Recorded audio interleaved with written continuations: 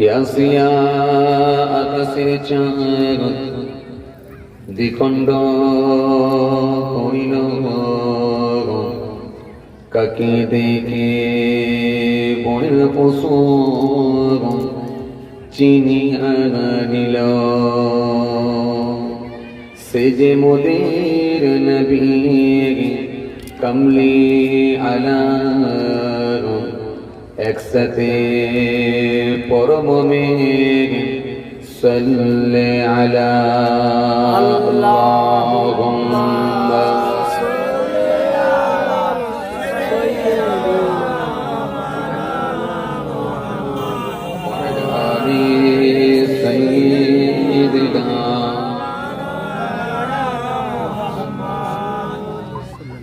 যখন জন্ম তুমি নিয়েছিলে ভবে, তুমি মাত্র কেঁদেছিলে হেসেছিল সবে।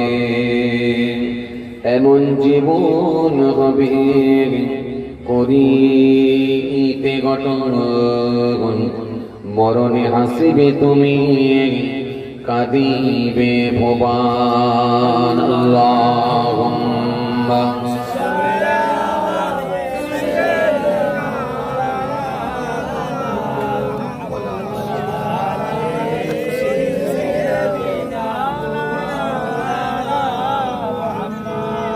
उनका दर चमका सिला मिल गया,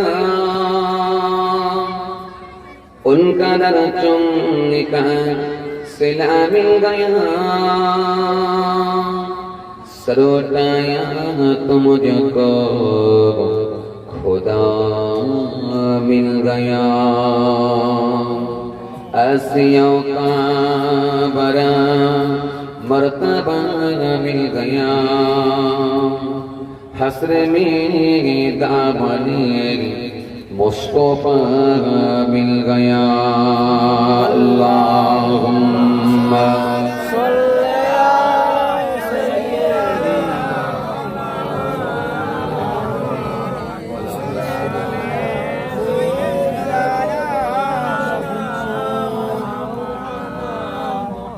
আমি তো জানি না পাবো কি পাবো না,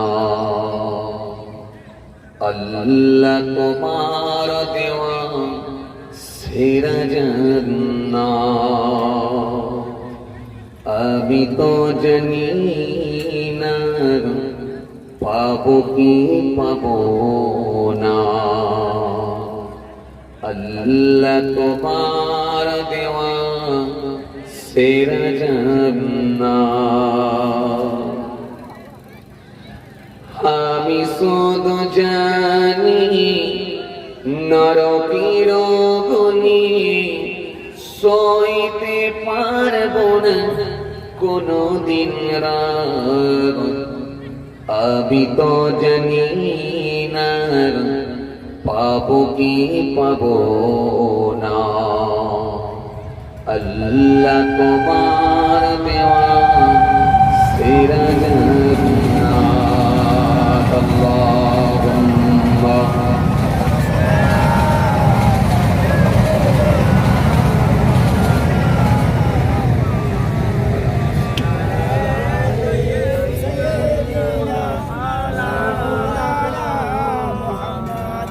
গোনা তো করেছি আমি বালুরাশি সমান, অগণিত সীমাহীন। পাপীর তওবা কবুল করে না রব্বুল আলামিন। গোনা তো করেছি আমি বালুরাশি সমান, অগণিত সীমাহীন। পাপীর তওবা কবুল করে না রব্বুল আলামিন। হায়াত আমার কমছে শুধু প্রতিদিন, এবার পারছি শুধু বাদাহি তুমি তো পারো দিতে না যা আমি শুধু জানি নরকের অগ্নি সইতে পারবো না কোনদিন রাত আমি তো জানি না পাবো কি পাবো না আল্লাহ তোমার দেওয়া সেরা জান্নাত আমি তো জানি না পাবো কি পাবো না আল্লাহ তোমার দেওয়া সেরা জান্নাত আল্লাহুম্মা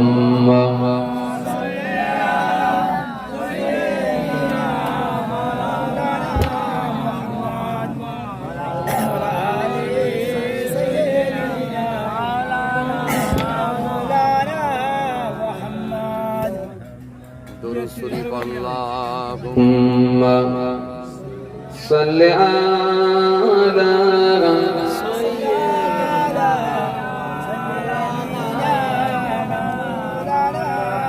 وعلى آل سيدنا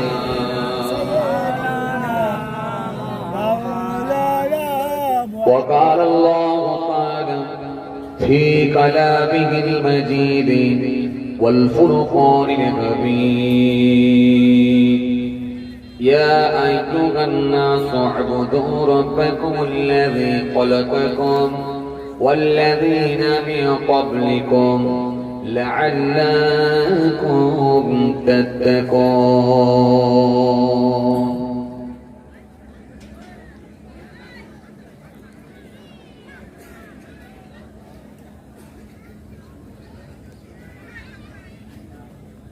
وقال الله تعالى في كلامه المجيد والفرقان الحميد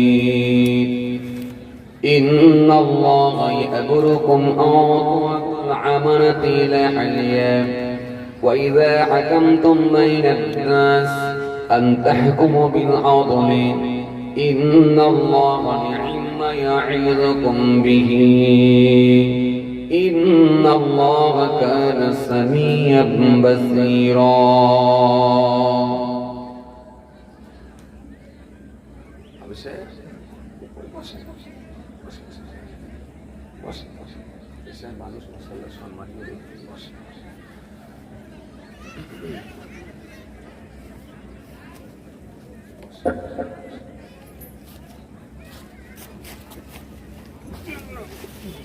وقال النبي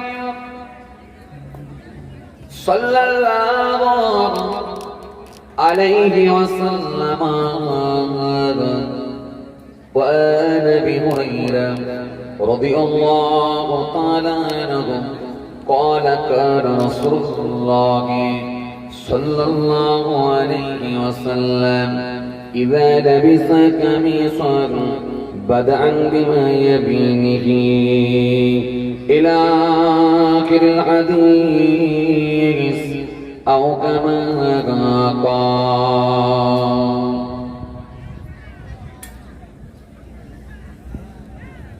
प्यारे हाज़िर मजलिस সত্যিও দিনদার ইমানদার পরেজগার মুত্তাকি বয়োজ্যেষ্ঠ আল্লাহওয়ালা প্রবীণ মানুষেরা আজকের মাহফিলে বসে থাকা বয়োজ্যেষ্ঠ প্রবীণ মানুষেরা নামাজি রোজাদার দিনদার খোদাবিরু আল্লাহওয়ালা মানুষেরা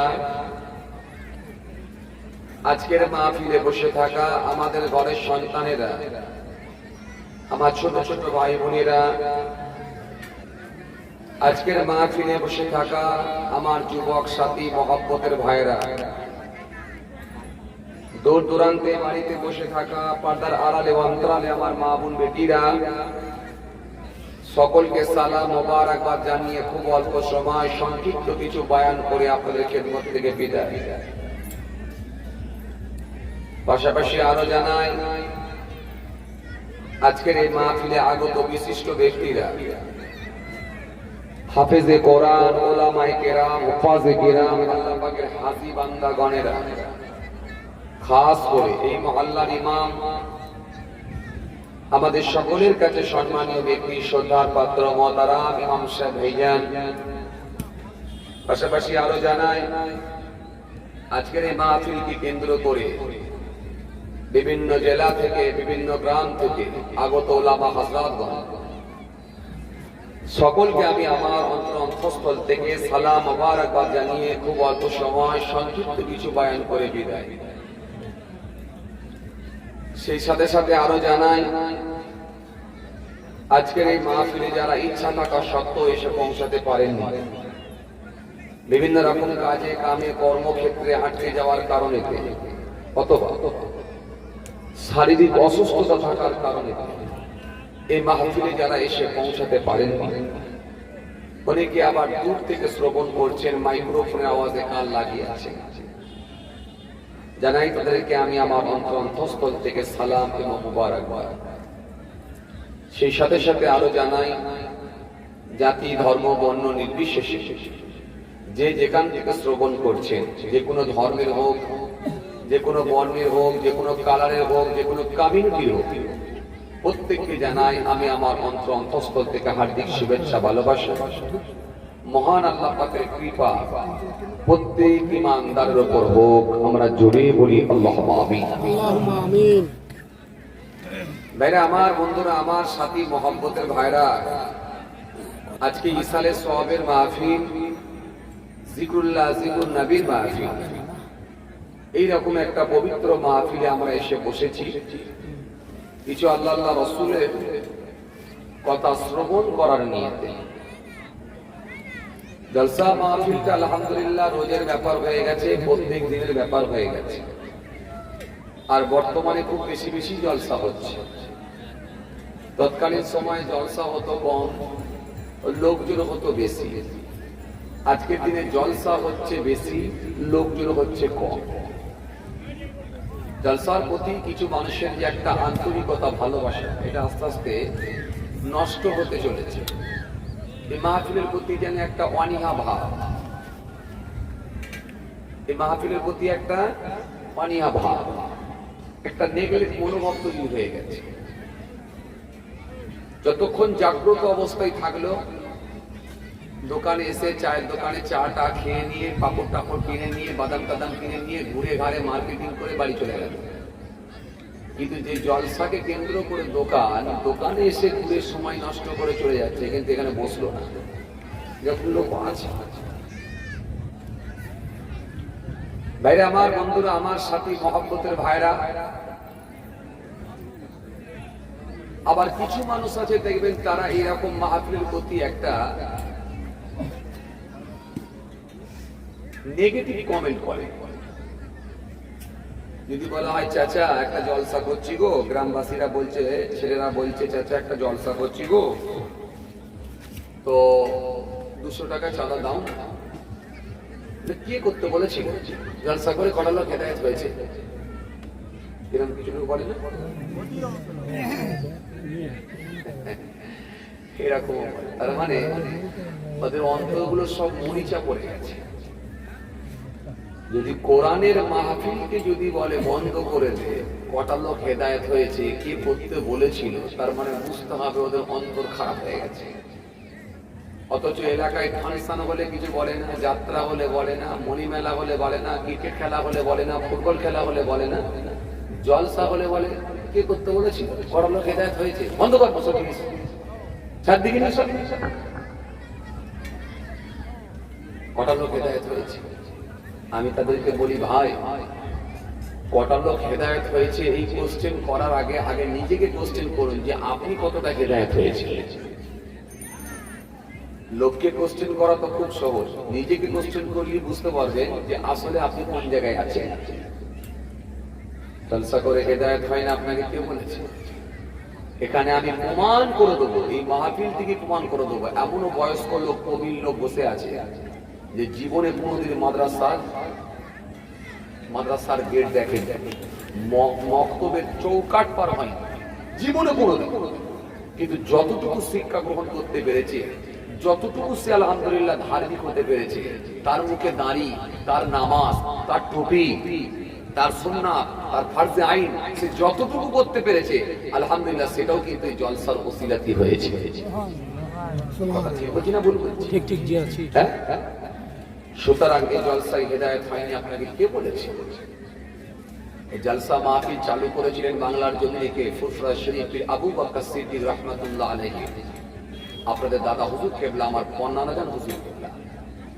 জি, তৎকালীন সময়ে মানুষ যখন শিরিক বিদআতের সঙ্গে যখন সম্পৃক্ত হয়েছে, মানুষ যখন কুফরি কথাবার্তা বলতো, মানুষ যখন আকীদা খারাপ করে ফেলেছিল, ফুরফুরা শরীফের আবু বকর সিদ্দিক রাহমাতুল্লাহ আলাইহি, আপনারা জানেন হুগলি মাদ্রাসা, সেখান থেকে তিনি পড়াশোনা করে কলকাতা আলিয়া মাদ্রাসা থেকে কমপ্লিট করে তিনি সুদূর মক্কা শরীফ মদিনা শরীফে গিয়েছিলেন। মদিনা ইউনিভার্সিটি থেকে তৎকালীন সময় 40টা হাদিসের সনদের সার্টিফিকেট নিয়ে তিনি বাংলার জমিনে ফিরে এসেছিলেন। এসে তিনি চিন্তিত হয়ে পড়েছিলেন যে বাংলাকে কি করে শিরক মুক্ত বাংলা করা যাবে, এই বাংলাকে কি করে মানুষকে হেদায়েতের দিকে কি করে আহ্বান করা যাবে, মানুষকে সোজা পথের দিকে কি করে ধাবিত করা যাবে, তিনি চিন্তিত হয়ে পড়েছিলেন। সেই সময় তিনি দুটো রাস্তা খুঁজে বের করেছিলেন। একটা হলো মাহফিল ওয়াজ, একটা হলো ইসালে সওয়াবের মাহফিল, জিকরুল্লাহ জিকরুল নবীর মাহফিল, আর একটা তিনি গ্রামে গঞ্জে এলাকায় এলাকায় মক্তব মাদ্রাসা করে দিয়েছিলেন। একটা জলসা আর একটা হলো মাদ্রাসা। এই দুটো রাস্তা তিনি তৈরি করে আজকে এই বাংলার জমিনে মানুষ টুপি, দাড়ি, নামাজ, রোজা যতটুকু শিখতে পেরেছে আলহামদুলিল্লাহ, এটা পীর আবু বকর সিদ্দিক রাহমাতুল্লাহ আলাইহি দাদা হুজুর কেবলার অবদান আছে। এখন তো অনেক দল মত পথ বেরিয়েছে, বেরোবে, এটা তো অস্বীকার করার জায়গা নেই। ভারতবর্ষের জমিনে, হিন্দুস্তানের জমিনে খাজা গরিবে নওয়াজ, জি খাজা গরিবে নওয়াজ, জি খাজা সাহেবের অবদান আছে না? হিন্দুস্তানের জমিনে লক্ষ লক্ষ মানুষকে যিনি হেদায়েতের দিকে নিয়ে এসেছিলেন, যিনি সোজা পথের দিকে ধাবিত করেছিলেন, খাজা গরিবে নওয়াজ, এটা তো অস্বীকার করার জায়গা নেই। তো যাই হোক, আমি যেটা আপনাদের বোঝাতে চাইছিলাম, রাসূল করিম সাল্লাল্লাহু আলাইহি ওয়াসাল্লাম বলেছেন মাজলিসু ফিকি খায়রুন মিন ইবাদাতি 60 সানাত। আল্লাহ নবী সুন্দর করে বললেন 60 বছর নফলে ইবাদত করার থেকেও একটা দ্বীনি মাজলিস হলো আল্লাহর কাছে উত্তম। সুবহানাল্লাহ বলতে পারেন না? সুবহানাল্লাহ। 60 বছর নফল ইবাদত করার থেকেও একটা দ্বীনি মাহফিল, দ্বীনি মাজলিস হলো আল্লাহর কাছে উত্তম। সুবহানাল্লাহ। আর আপনি বলছেন জলসা দিয়ে কি হবে, কটা মানুষ হেদায়েত হয়েছে, এরকম বাজে কমেন্ট গুলো করলে হবে না। আপনি যেতে না পারেন আলাদা কথা, ভিন্ন কথা, টাকা না দিতে পারেন আলাদা কথা, ভিন্ন কথা, কিন্তু জলসা সম্পর্কে যখন নেগেটিভ কমেন্ট করবেন, আপনি যখন বাজে কমেন্ট করবেন, বেফাস কথাবার্তা বলবেন, এটা জলসার বিরোধিতা করা নয়, বরং কোরআনের বিরোধিতা করা, হাদিসের বিরোধিতা করা। কোরআন হাদিসের বিরোধিতা করা মানে স্বয়ং আল্লাহ রাসূলের বিরোধিতা করা। সাবধান হয়ে যেতে হবে। রাসূল হাদিস পাকের মধ্যে বলেছে মানুষ সকালবেলা থাকবে মুমিন, সন্ধ্যেবেলা কুফরি করে কাফের হয়ে যাবে, সন্ধ্যেবেলা থাকবে মুমিন, সকালবেলা কুফরি করে কাফের হয়ে যাবে। এত সহজ নয়। আসেন চলুন, অল্প সময় সীমিত জ্ঞান বুদ্ধি থেকে বাল্লিগু আন্নি ওয়ালাউ আয়া, এইদিকে লক্ষ্য করে দুটো একটা কথা জাস্ট খালি একটু টাচ করে যাব, শেখাতে নয়, একটু স্মরণ করিয়ে দিবে। আপনারা আলহামদুলিল্লাহ জ্ঞানীগুণী মানুষ, শিক্ষিত মানুষ, বিচক্ষণ মানুষ, সোশ্যাল মানুষ, আমার তুলনায় অনেক বেশি আপনারা জানেন। আমি ক্ষুদ্র ছোট মানুষ, পীরের আওলাদ হিসাবে আল্লাহ আপনাদের খেদমতে নিয়ে এসেছেন। অল্প সময় দুই একটি কথা আলোচনা আছে। আমরা বললাম ইসলাম ধর্মের মানুষ, আমাদের ধর্ম হলো ইসলাম। কোরআন শরীফের মধ্যে আল্লাহ রাব্বুল আলামিন বলেছেন 3 পারা 11 পৃষ্ঠা, ইন্না দীনা ইনদাল্লাহিল ইসলাম। আল্লাহ বলছে আমার কাছে মনোনীত ধর্ম, শ্রেষ্ঠ ধর্ম, সেটা হলো ইসলাম ধর্ম। জোরে বলবে ইসলাম, ISLAM, Islam. I for I, S for sword, L for love, A for what, A for mankind. I so love all mankind. আমার উচিত সারা বিশ্বের মানুষকে ভালোবাসা। তিনি সারা বিশ্বের মানুষকে ভালোবাসতে পারলেন, তিনি প্রফেট মুহাম্মদ মুস্তাফা সাল্লাল্লাহু আলাইহি ওয়াসাল্লামের একটা আদর্শকে অনুসরণ করলেন। জোরে হবে না? সুবহানাল্লাহ। কোন নবী? যে নবী ঘোষণা দিলেন আনা খাতিমুন নবী লা নবিয়্যা বা'দি, আমি হলাম জগতের শেষ নবী, আমার পরের কোনো নবী আসবে না। কোন নবী? মুহাম্মদ সাল্লাল্লাহু আলাইহি ওয়াসাল্লাম has been the most practical and most successful of all prophets.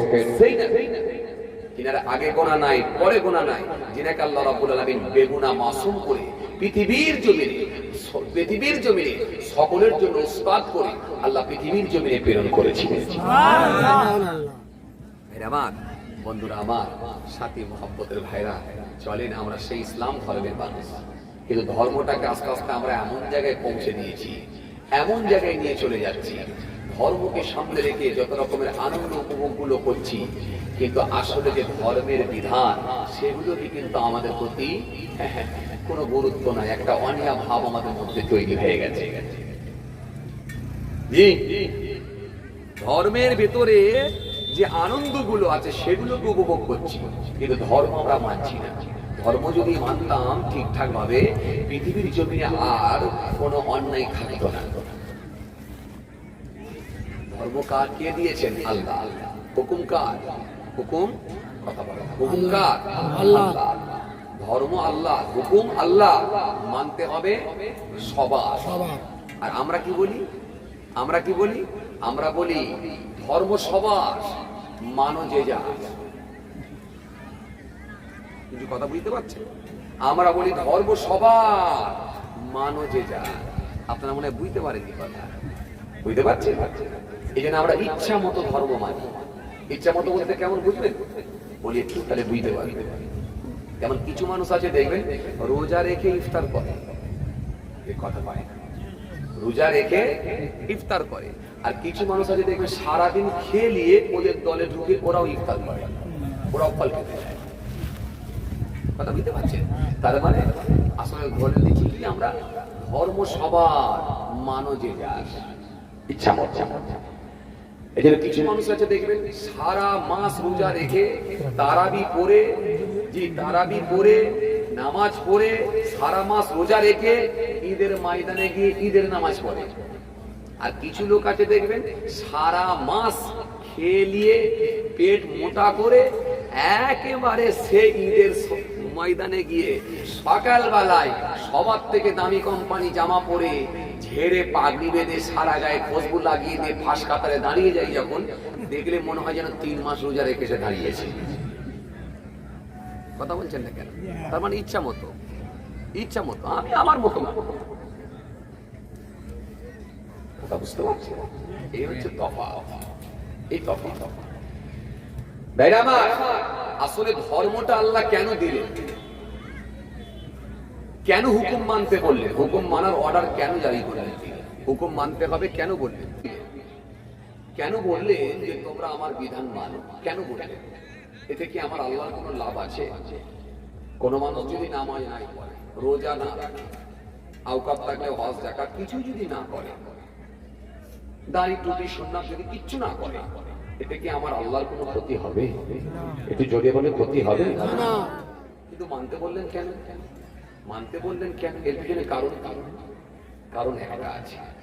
কি কারণ? এটাই যাতে করে আমার হুকুমকে যদি বান্দা পরিপূর্ণভাবে মেনে নেয়, তাহলে আমি আল্লাহর ভয়টা ভিতরে ঢুকে গেলে পৃথিবীর জমিনে সে সোজা পথের পথিক হতে পারবে, অন্যায় মুক্ত হতে পারবে, পৃথিবীর জমিনে সুষ্ঠু সমাজ তৈরি হবে, পৃথিবীর জমিনে সিস্টেম ওয়াইজ মানুষ চলতে পারবে।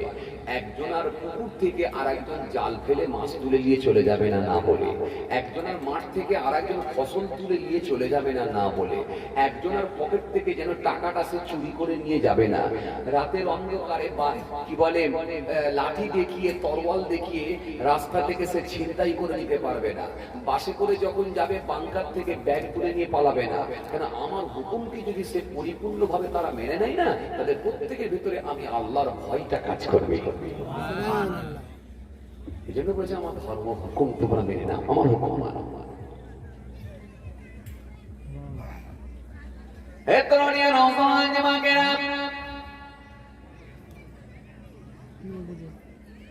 হে আমার মুরব্বিয়ানেরা, বাবারা শুনে রেখে দিন বাবা, বাবারা জেনে রেখে দিন বাবা।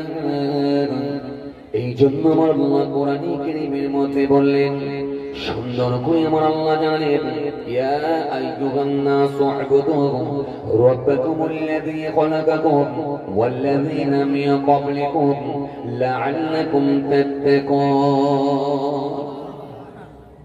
ইয়া আইয়ুহান নাস, হে মনুষ্য জাতি, হে মানুষ সকল, হে মনুষ্য জাতি, ইয়া আইয়ুহান নাস উ'বুদু,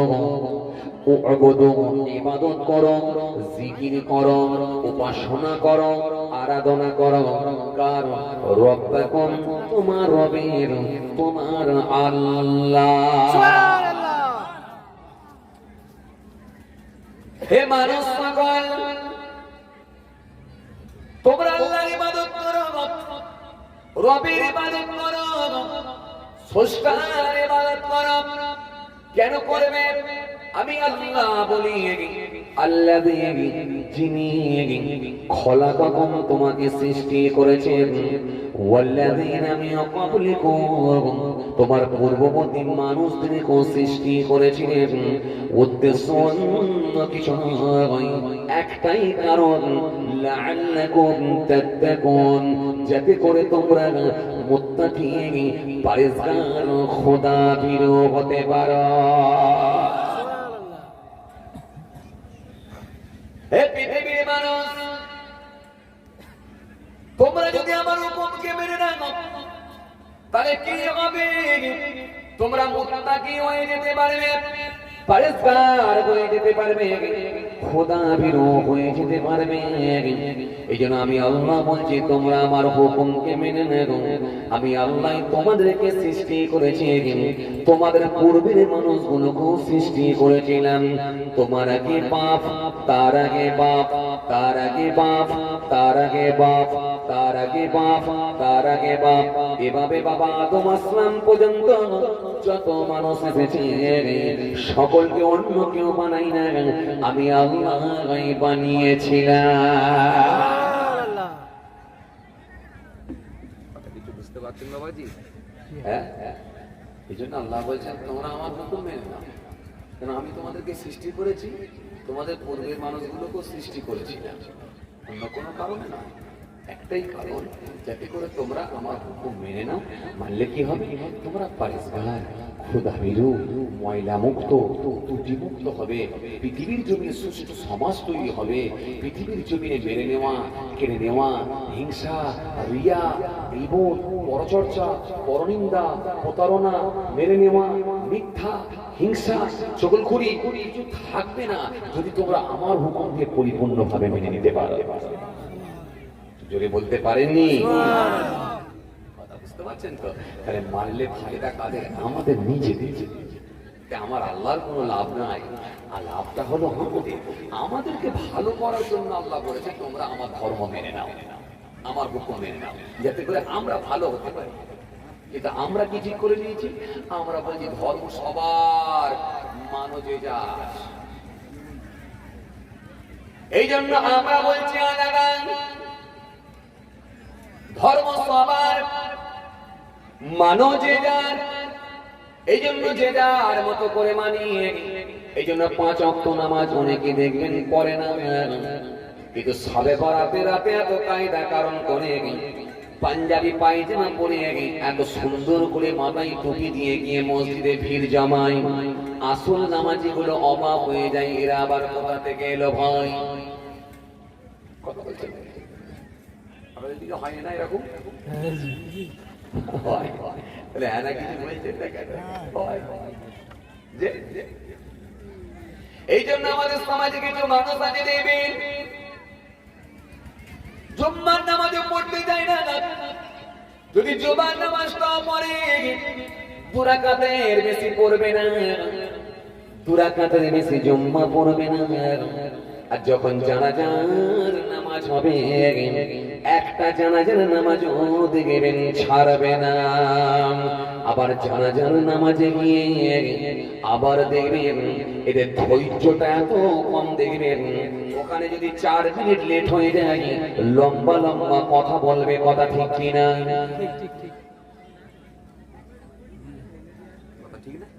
লম্বা লম্বা কথা আমি নিজে দেখেছি, নিজের কানে শুনেছি, আমি আমার নিজের চোখে দেখেছি বলে প্র্যাকটিক্যাল আমার সামনে ঘটেছে বলে আপনার সামনে বলতে পারছি। আর আমরা তো ওয়াচ করালো, যেটা চোখে পড়ে যাবে, যেটা শুনে ফেলবো, যেটা দেখে ফেলবো, সেটাই মাইকে ঝাড়বে। 4 মিনিট লেট হয়েছে। যে মাইয়ের মারা গেছে, ওনার রিলেটিভ আসছিলেন অনেক দূর থেকে, তো এসে ওযু করছে বেচারা, 4 মিনিট লেট হয়েছে। বড় বড় কথা, হ্যাঁ টাইম জ্ঞান নেই। কি দরকার ছিল তার? এটার সময় জানাজার নামাজ পড়ার টাইম দেওয়া দরকার ছিল কি? টাইম জ্ঞান নেই তো। একটার সময় জানাজার নামাজ হবে বলে মসজিদে এলান করে দিলে, আর কটা বাজছে? 1:34। কবে টাইম জ্ঞান হবে? আমাদের গ্রামে এরকম রেকর্ড ছিল নাকি? অথচ এত লম্বা লম্বা কথা বলছে, লোকটার মুখে দাঁড়িয়েও নাই। নামাজ পড়ে নাকি তাও আল্লাহই ভালো জানেন, তাও জানি না। অথচ বড় বড় কথা। অথচ আপনি যদি খবর নিয়ে দেখেন, ওই লোকটাই দেখবেন প্রত্যেক দিন সন্ধ্যাবেলা 6:55 চায়ের দোকানে যাবে, আর রাত 9:25 দেখবেন ঘরে আসবে। সারা 3 ঘন্টা দেখবেন চায়ের দোকানে গিয়ে আড্ডা দেবে। সেখানে দেখবেন নানা রকম গল্প, ইলেকশনে কে জিতবে, কে হারবে, এলাকার পরিস্থিতি কেমন, কে লটারির টিকিট কেটে টাকা পেয়েছে, আর কার বাড়িতে ছেলে হয়েছে, কার জামাই, কার মেয়ে কি বলে, কার ছেলের বিয়েতে কে কত টাকা ফোন নিয়েছে, যৌতুক নিয়েছে, যত রকমের ঘটনা দেখবেন, সব দেখবেন চায়ের দোকানে গিয়ে ঝাড়ছে। সেখানে সময়ের মূল্য নেই, সেখানে 3 ঘন্টা গল্প করছে, তাতে সমস্যা নেই। কিন্তু এখানে জানাজার নামাজ পড়তেছে যে 4 মিনিট দাঁড়াতে হয়, বিরাট সময়ের জ্ঞান দেখায়। কথা বলছেন না কেন বাবাজি? আপনাদের দিকে হয় না? চুপচাপ আছে আল্লাহ।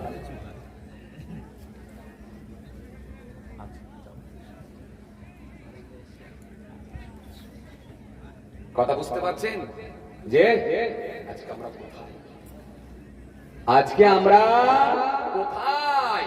তাহলে ধর্মকে আমরা এখনো পরিপূর্ণভাবে মানতে পারিনি। মানলে আমাদের মধ্যে শিষ্টাচার চলে আসতো, যেটা মসজিদে গিয়ে দুনিয়াদারি গল্প করতে নেই। আমাদের মধ্যে সেই জ্ঞানটা এখনো আসে না, যেটা জানাজার নামাজ পড়তে এসেছি, এখানে আমার মধ্যে একটা শিষ্টাচার থাকবে, একটা ভদ্রতা থাকবে। এখানে জানাজার নামাজ পড়তেছে যে এখানে যদি চিল্লামিল্লি করি এটা অন্যায় হবে, এটা কোনো পার্টি অফিস নয়। সেই জ্ঞানটা আমাদের মধ্যে এখন আসে।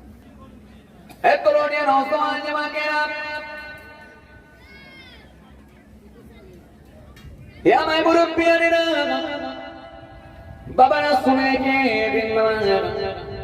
বাবারা চিনে এই জন্য মানবী সুন্দর করে বললেন, মান তারাকাল কাযিবা ওয়া হুয়া বাতিল। যে ব্যক্তি মিথ্যাকে পরিহার করবে, মিথ্যাকে বর্জন করবে, মিথ্যা থেকে বিরত থাকবে, ওয়া হুয়া বাতিল, বাতিল মনে করে আমি রাসূল বলছি, বুনিয়ালাহু কসরুন ফি রামাদিল জান্নাত, জান্নাতের কিনারায় আমার আল্লাহ পাক তার জন্য একটা প্রাসাদ নির্মাণ করে দেবে।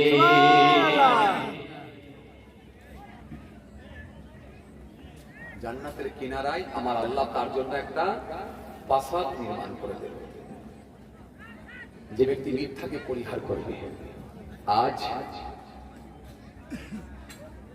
কথা বলেন, দাদুও মিথ্যা বলেছে, বাপও মিথ্যা বলছে, বেটা মিথ্যা বলছে, 3 গ্রুপের লোক সব মিথ্যা কথা বলছে। চলছে কি চলে? কথা বলেন, চলছে কি চলে?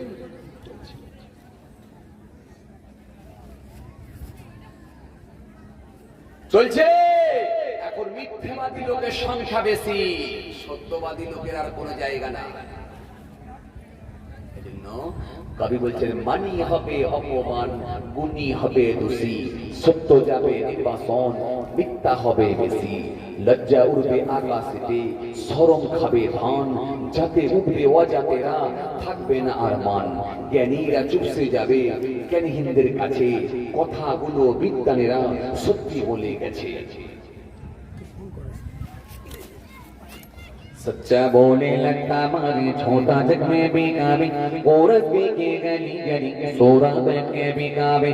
गाय के दो के कुत्तों की लगे बचरा रहे भोगा, सलगों में ले गोश्त रोटी बापो ना भी ले सोगा। बेबी के लेके सिनेमा जावे, माँ के बना बेदासी, एक गले की भांग देखेगी दिल में लगे हंसी। 100টা লোকের ভিতরে এখন 80টা মানুষ এখন মিথ্যা বলছে। বাসেতে মিথ্যা, ট্রেনেতে মিথ্যা, দোকানদারের সঙ্গে কাস্টমারের মিথ্যা। কথা বলছেন না? দোকানদার কাস্টমারের মিথ্যা, বাসেতে মিথ্যা, অফিসে মিথ্যা, দোকানে মিথ্যা, সবজি মার্কেটে মিথ্যা। 3 দিন আগেকার পটল গুলো ফেলে রেখে পানির কত্তরা মেরে দিয়ে বলছে এখনই জমি থেকে তুলে নিয়ে এলাম। বেলা 12টার সময় টাটকা মাছের রক্ত নিয়ে পচা মাছের গায়ে লাগিয়ে দিয়ে চড়া দামে বিক্রি করে বলছে দেখছো কাটছি আর রক্ত বেরোচ্ছে।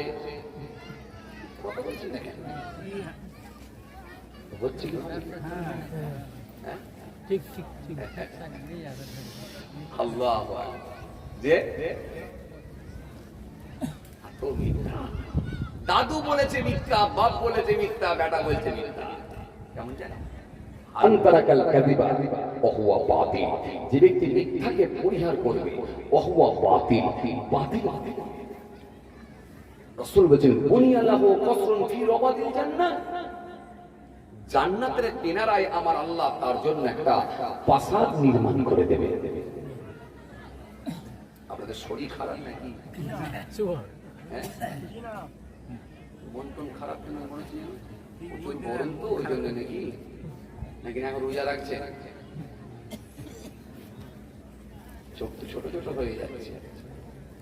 আল্লাহ, আমি তো সকালবেলা বাড়িতে ফিরলাম, সারা রাত প্রোগ্রাম, জায়গায় জায়গায় গেলে দেখবেন সকালবেলা পর্যন্ত জলসা হয়, ফজরের পরও জলসা হয়। আপনাদের দিকে কি সিস্টেম আমি জানি না, কথা বুঝছেন? অন্য জায়গায় হয়, আছে মেদিনীপুর সাইডে ফজরের পরও জলসা হয়, সকাল 7টা 7টা 7:30 পর্যন্ত হয়। হ্যাঁ, তাতেই তো দেখছি অবস্থা খারাপ, কমিয়ে দিয়ে তো এই অবস্থা। আসেন, খেয়াল করেন, লক্ষ্য করেন, আমি একটু একটু করে ছিদ্র বন্ধ করে যাচ্ছি, যেগুলো প্রয়োজনীয় কথাগুলো একটু আপনাদের সামনে বলছি, এগুলো খুব ভালো করে ধ্যান দেন এবং সেগুলোকে মূল্যায়ন করার চেষ্টা আমরা করি। যদি সেগুলোকে গুরুত্ব দিতে পারি এবং সেগুলোকে যদি বাস্তবায়ন করতে পারি, তাহলে এই মাহফিল আমাদের জন্য উপকারে আসবে।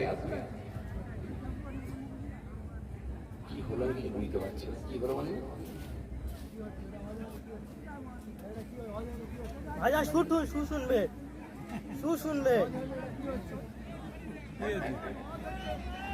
শুনবে গো সুর।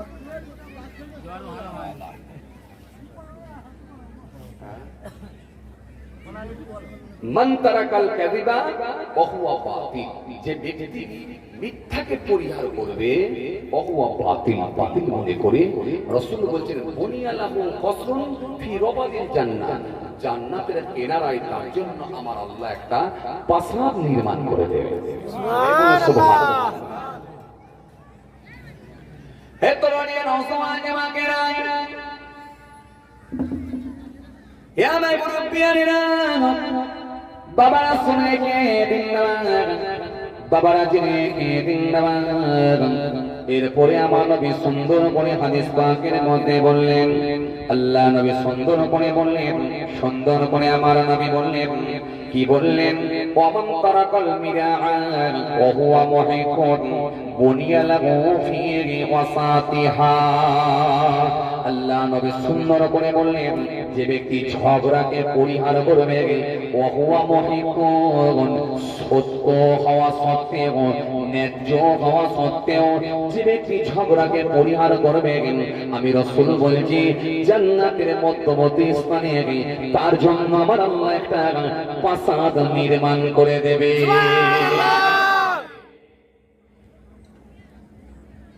আপনারা এরকম ওয়াজ শোনেন না, ঘটনা শোনেন না? তোর তো বললে তবে হবে না, তো ওরকম গল্প করে বললে হবে না। এটা ও বুঝতে পেরেছি। তার মানে আমি না থেকে যদি একটা ক্যাশে চালু করে দিয়ে আরো ভালো হবে। আওয়াজ শুনবো, আওয়াজ মাইক্রোফোনটা ভালো না, ক্যাশ করছে না তো। মাইক্রোফোনটা মাইক্রোফোনটা তো ভালো না। এটা তাই কি করবো ভাই, যেমন মাইক সেট যখন ধরবিতে মাইক আওয়াজ হচ্ছে। হ্যাঁ মাইক্রোফোনটা চেঞ্জ করতে হবে, মাইক্রোফোন কম দামের মাইক্রোফোন। যাক, মাইক্রোফোনের খারাপ হলে আর কি করা যাবে, পরে গান কথা বুঝতে পারছি। আসেন খেয়াল কর, লক্ষ্য করে, আওয়াজ হচ্ছে পূজা জিনিস, বুঝলেন? মাইক্রোফোন খারাপ হোক আপনারা পূজা দেওয়ার চেষ্টা করেন। তৎকালীন সময় তো মাইকই ছিল না, লোকে মুখে ওয়াজ শুনে হেদায়েত হয়ে যেত। কথা ঠিক কিনা বলবেন? কি কথাগুলো বললো হুজুর, সেগুলো কি বোঝাতে চাইলো, এটাই হচ্ছে মেন ব্যাপার। মাইক টাইক টান ফান ছাড়তে হবে, আপনাকে বুঝতে হবে যে কি বলছে, বুঝছে। রাসূল করিম সাল্লাল্লাহু আলাইহি সাল্লাম হাদিস পাকের মধ্যে স্পষ্ট ঘোষণা দিলেন, কি বললেন? আমার নবী বললেন, অমান তারাকাল বিরাআ ওয়া হুয়া মুহিকুন, অমান তারাকাল বিরাআ ওয়া হুয়া মুহিকুন, যে ব্যক্তি ঝগড়াকে পরিহার করবে ওয়া হুয়া মুহিকুন, যদি ঝগড়াকে পরিহার করে ওয়া হুয়া মুহিকুন, যদি সে ন্যায্য হওয়া সত্ত্বেও,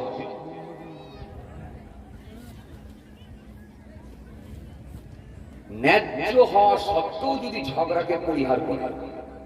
ঝগড়া হয় দুই ধরনের, একটা ন্যায়ের উপরে আর একটা অন্যায় ভাবে। আমি যদি এই কথাগুলো আপনাদেরকে না বোঝাই, আপনারা বুঝতে পারবেন কি করে? আমি তো শুধু হাদিসটা বলে দিয়ে চলে গেলে হবে না, ও তো হাফেজি পড়া হয়ে যাবে, তাই না?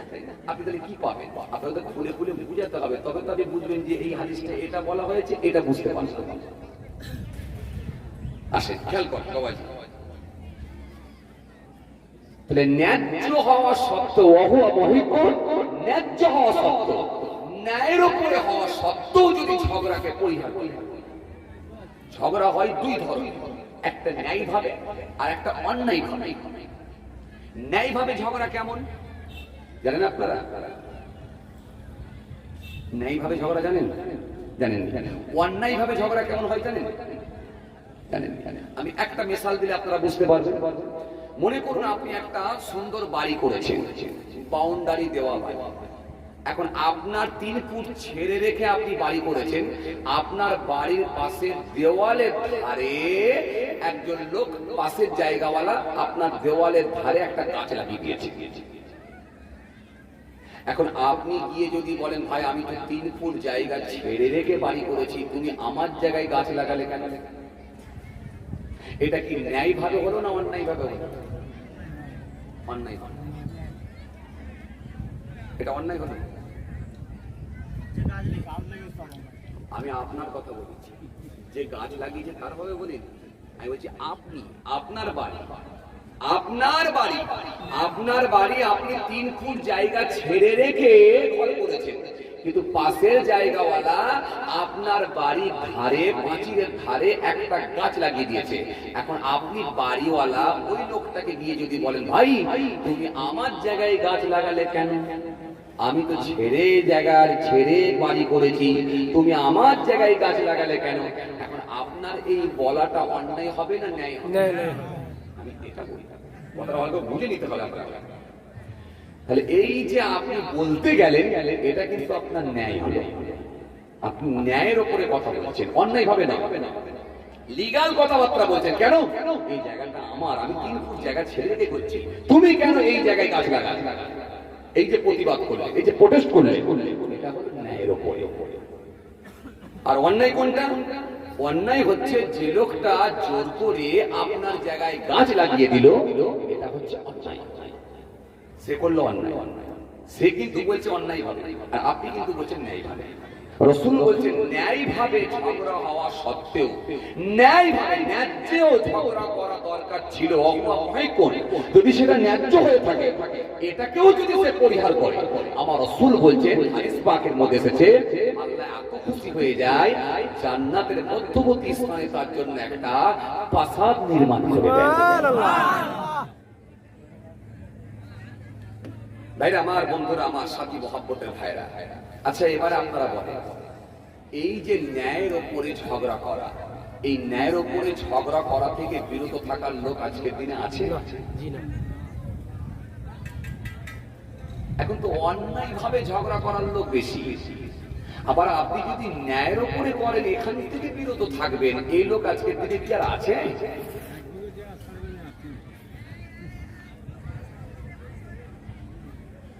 ভাইরা আমার, আমি আপনাকে আরেকটা মিসাল দিচ্ছি, খুব ভালো করে বোঝার চেষ্টা করবেন। ওয়াজ হচ্ছে বুঝে নেওয়ার জন্য।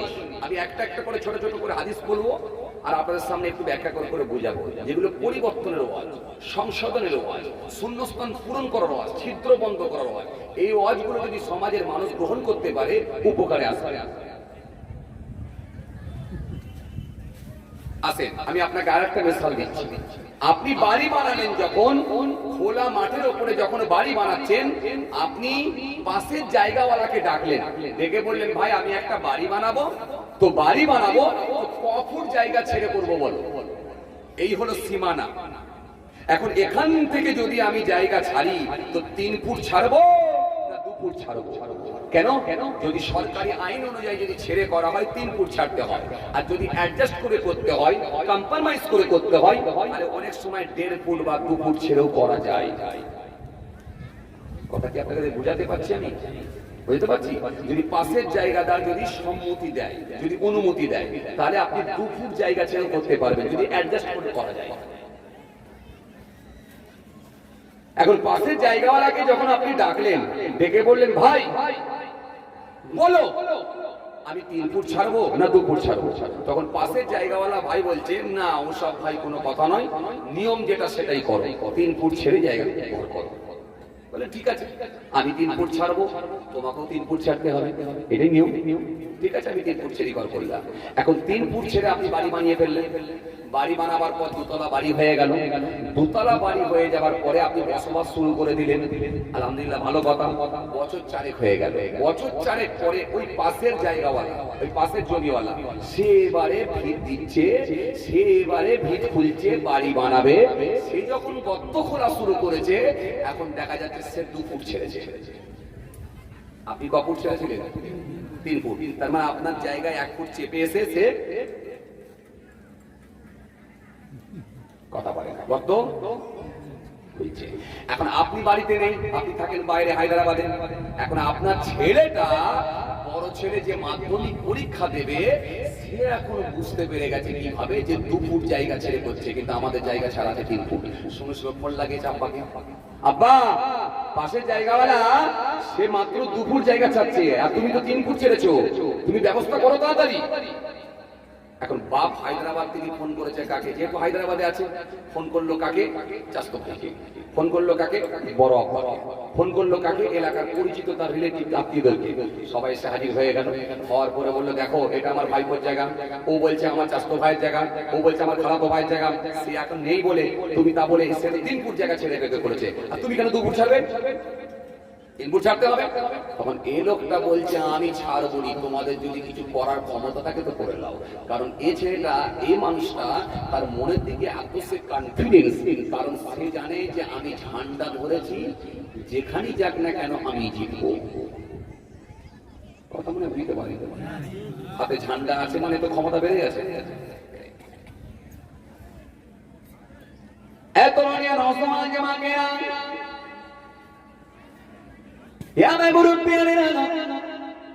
বাবারা শুনে রেখে দিলে, বাবারা জেনে রেখে দিল। সবাই মিলে যখন বোঝানোর চেষ্টা করলো, কিন্তু পাশের জায়গাওয়ালা বললো আমি না কোনো কথা শুনবো না। যেহেতু আমার মনে মনে ভাবতে লাগলো আমার হাতে ঝান্ডা আছে, ঝান্ডা যখন আমার হাতে আছে, আমার হাতে রাজ শক্তি আছে, যেখানেই যাক না কেন আমার সঙ্গেও পেরে উঠতে পারবে না।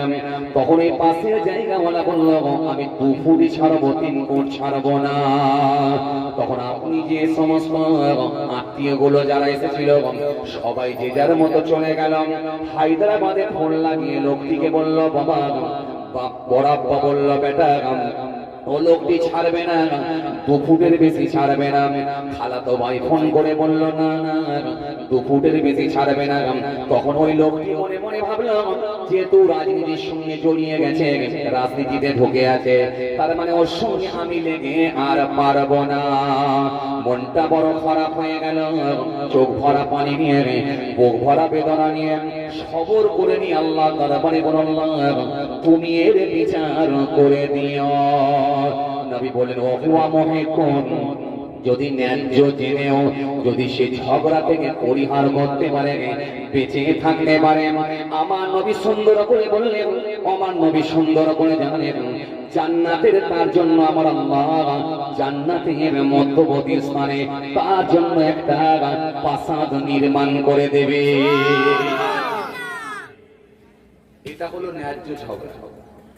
এই ন্যায্য ঝগড়া হওয়া সত্ত্বেও সে ক্ষমা করে দিয়েছে, শেষ আল্লাহর দরবারে বিচার দিয়ে দিয়েছে আমি পৃথিবীর জমিনে ন্যায় বিচার পাচ্ছিনি, মাবুদ তুমি বিচার করো।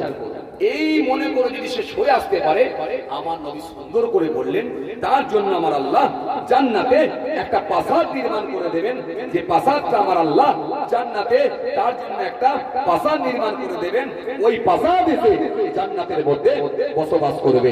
বাবাজি আমার ভাইরা, রাসূল সুন্দর করে বললেন ওয়ালা ইত্তাকি দাওয়াতিল মাজলুম ফাইন্নাহা লাইসা বাইনাহা ওয়া বাইনাল্লাহ হিজাবুন। আল্লাহ নবী সুন্দর করে বললেন যখন এই মাজলুম ব্যক্তিটা সবর করে নেবে, এই হাদিসটার মধ্যে এসেছে আল্লাহ নবী সুন্দর করে বললেন যখন সে সবর করে নিল, চোখের পানি ছেড়ে আল্লাহ দরবারে কাঁদতে লাগলো, আল্লাহ দরবারে কেঁদে কেঁদে বলতে লাগলো মাবুদ ওই মানুষটা ঝান্ডা ধরে বলে, ওই মানুষটা রাজনীতি করে বলে সে ক্ষমতার অপব্যবহার করল, ও মাবুদ তুমি এর বিচার করে দাও। আমার নবী বললেন এই মাজলুম ব্যক্তিটা যখন কেঁদে কেঁদে আল্লাহ দরবারে বলবে, ওই মাজলুমের সঙ্গে আমার আল্লাহ পাকের এত সম্পর্ক তৈরি হয়ে যায়, ওই মাজলুম থেকে আমার আল্লাহ পর্যন্ত মাঝখানে আর কোনো পর্দা থাকে না। হাদিস পাকের মধ্যে এসেছে রাসূল বলেছেন তোমরা মাজলুমকে ভয় করো, মাজলুমকে ভয় করো, কারণ সে যদি একবার বদদুয়া করে দেয় আল্লাহ দরবারে লেগে যাবে, তার থেকে ওই মাজলুম ব্যক্তি থেকে আমার আল্লাহ পর্যন্ত মাঝখানে কোনো পর্দা থাকে না। কথা বুঝতে পারছেন কিছু? এই জন্য রাসূল কারীম সাল্লাল্লাহু আলাইহি ওয়াসাল্লাম আবার হাদিস দিয়েছেন, আল্লাহ নবী সুন্দর করে বললেন 3 শ্রেণীর মানুষের জবানের দোয়া আমার আল্লাহ পাকের দরবারে তৎক্ষণাৎ কবুল হয়ে যায়। দাওয়াতুল মাজলুম, দাওয়াতুল মুসাফির ওয়া দাওয়াতুল ওয়ালিদি আলা ওয়ালাদিহি। 1 নাম্বার হলো ছেলে মেয়ের জন্য আব্বা মায়ের দোয়া, ছেলে মেয়ের জন্য পিতা মাতার দোয়া, ছেলে মেয়ের জন্য আব্বা মায়ের দোয়া, আব্বা মায়ের বদদোয়া, আব্বা মায়ের দোয়া 100% আল্লাহর দরবারে কবুল হবে। যদি বলতে পারেন সুবহানাল্লাহ। ছেলে মেয়ের জন্য আব্বা মায়ের দোয়া 100% কবুল হবে, এতে কোনো সন্দেহ নাই। কে বলছে? আমার নবী। আমার নবী বলছে 100% কবুল হবে।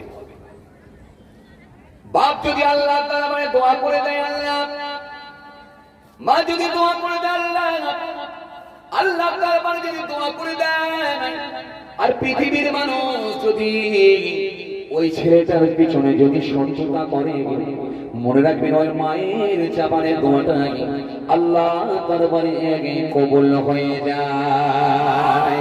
আর আর মা বাপ যদি বিপক্ষে দোয়া করে সেটাও আল্লাহ দরবারে কবুল হবে।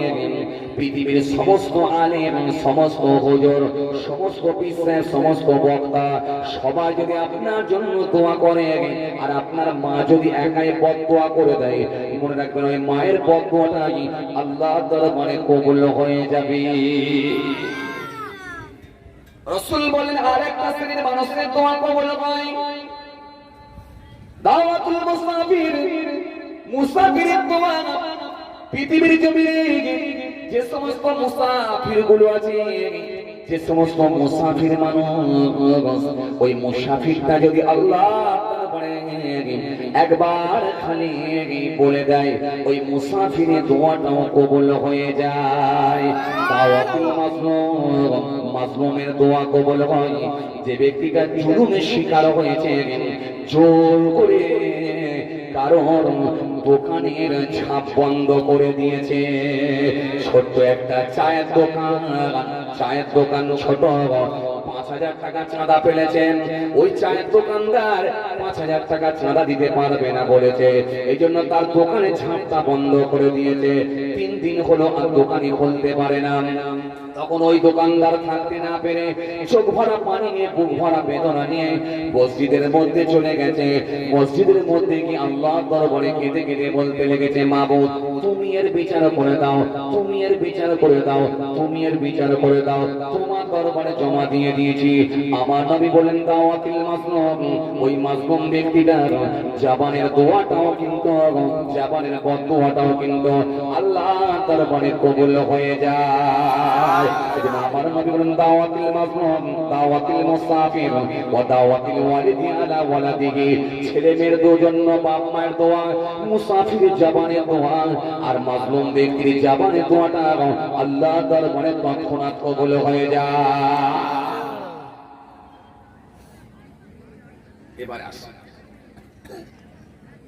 এবার আসুন তাহলে হায়দ্রাবাদের যে লোকটা 3 ফুট জায়গা ছেড়েছিল, মনে আছে তো আপনাদের? আমাদের কিন্তু ধ্যান দেবেন, নাহলে কিন্তু বুঝতে পারবেন না, চনমন করলে হবে না। আসলে আমরা সব শর্টকটে হয়ে গেছি, কথা বুঝতে পারছি না, আমাদের মন বসে না। জলসায় গেলেও মন বসে না, জি মন বসে না।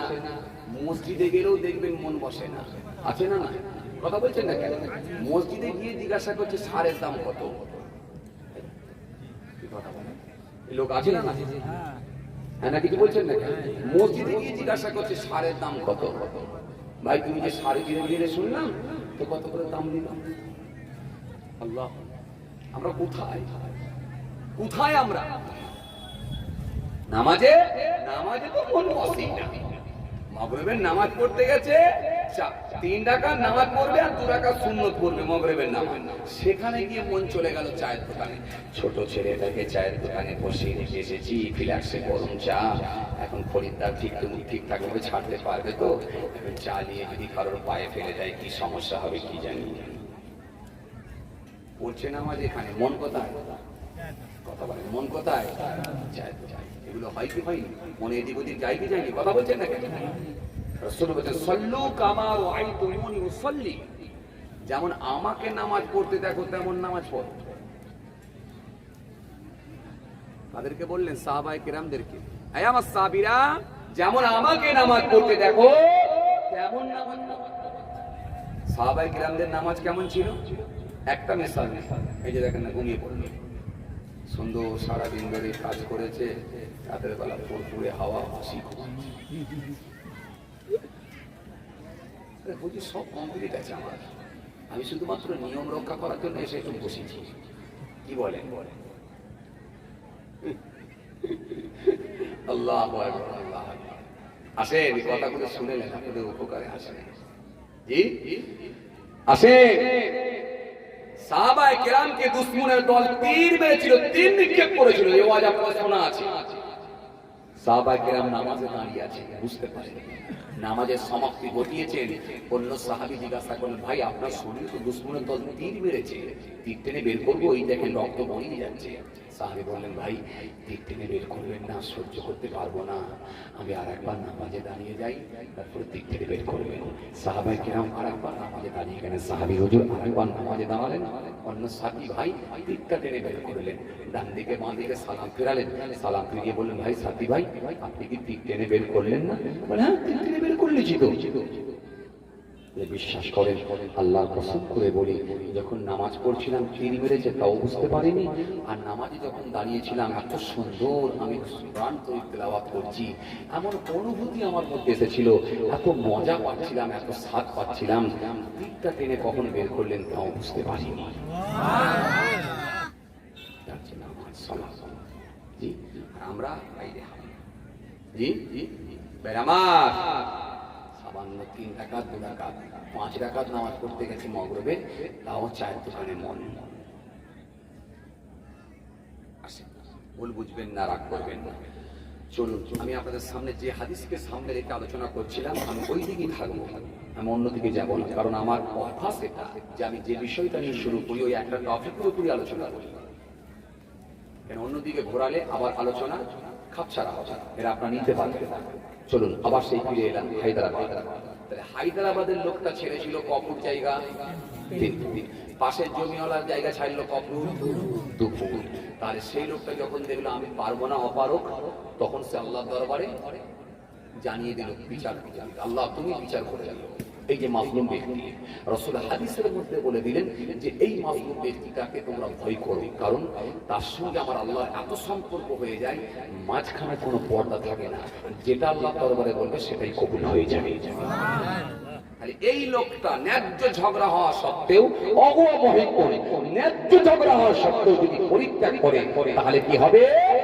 রাসূল বলছেন তার জন্য জান্নাতের মধ্যবর্তী স্থানে আল্লাহ একটা কিনারা, মধ্যবর্তী স্থানে একটা প্রাসাদ নির্মাণ করে দেবে।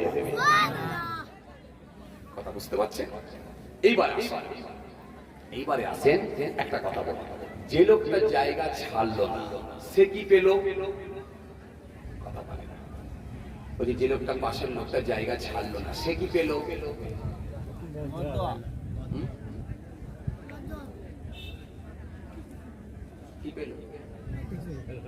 কিছু পাই না। আমার ইমাম সাহেব ভাই বলছে 1 ফুট জায়গা পেয়েছে, আপনারা কি একমত নাকি না? না ওটা পাই না, পাই না, এই বলছে পাই না। তাহলে প্রথম থেকে কি এখানে ছিলেন নাকি না? এখানে ছিলেন, বুঝতে পারছি যে এই মন ওই দিকে ছিল। সাহেব খারাপ হয়েছে, আমি ভালো করে ধরতে পারছি। পাশের লোকটা তাহলে কি পেল? 1 ফুট জায়গা পেল, কেন? যেহেতু সে 2 ফুট ছেড়েছে, 1 ফুট জায়গা পেল। আচ্ছা 1 ফুট জায়গা কোথায় পেল? গ্রামে, দুনিয়ার বুকে। কারেক্ট আনসার, দুনিয়ার বুকে 1 ফুট জায়গা পেল। আচ্ছা কবরে যাওয়ার পরে কি পাবে? কিছু পাবে না। চাচা বলছে কিছু পাবে না, সব জায়গা থেকে চলে যেতে হবে, পাবে জায়গা জমি যা আছে আমাকে বলে কি জানেন লোকে, বলে এটা হচ্ছে কনফিউজ হুজুর, ও এমন ওয়াচ করে দেয়, কনফিউজে ফেলে দেয় মানুষকে, মানুষ খালি ভাবে কি বলছে। কিন্তু আমি সে কানা হাফিজের মতো ওয়াচ করি না। আমি ভাবছি যে দুটো কাহিনী ধরবো, ধরে আর ওখান থেকে ধরবো, ওখান থেকে চালিয়ে দেবো, আর আপনার মাথায় হ্যাট করে ঘুমাবেন, ও সব কাজে আমি নেই। কি ভাবছেন যতক্ষণ আমি থাকবো ততক্ষণ আপনাকে এইভাবে জেগেই থাকতে হবে। এবার নবী হাদিসের মধ্যে কি বললেন? 1 ফুট জায়গা পেলে কি হবে? একটা হাদিস এসেছে, রাসূল করিম সাল্লাল্লাহু আলাইহি ওয়াসাল্লাম জানাচ্ছেন, এটা সাইদ ইবনে জাবেদ থেকে, সাইদ ইবনে জায়েদ থেকে বর্ণিত হাদিস। সাইদ ইবনে জায়েদ থেকে বর্ণিত একটা হাদিস এসেছে, যদি ওই লোকটা 1 ফুট জায়গা দখল করে কি হবে? এটা একটা হাদিস এসেছে সাইদ ইবনে জায়েদ থেকে বর্ণিত হাদিস। এই হাদিসের মধ্যে কি এসেছে? হে তরুণীরা, নওজওয়ান জামাকেরা, হে আমার মুরব্বিয়ানেরা, বাবারা শুনে রেখে দিন, বাবারা জেনে রেখে দিন। আবার নবী সুন্দর করে বললেন, যে ব্যক্তি জোর করে 1 বিঘা জায়গা দখল করে নেবে। কাল কিয়ামতের ময়দানে আমার আল্লাহ তার জন্য আমার আল্লাহ সাতবক জমিনকে বেরি করে পড়িয়ে দেবে। তাহলে এক বিঘা জায়গা যদি জোর করে দখল করা হয়, তার গলাতে সাতবক জমিনটাকে আমার আল্লাহ বেরি করে গলায় ঝুলিয়ে দেবে।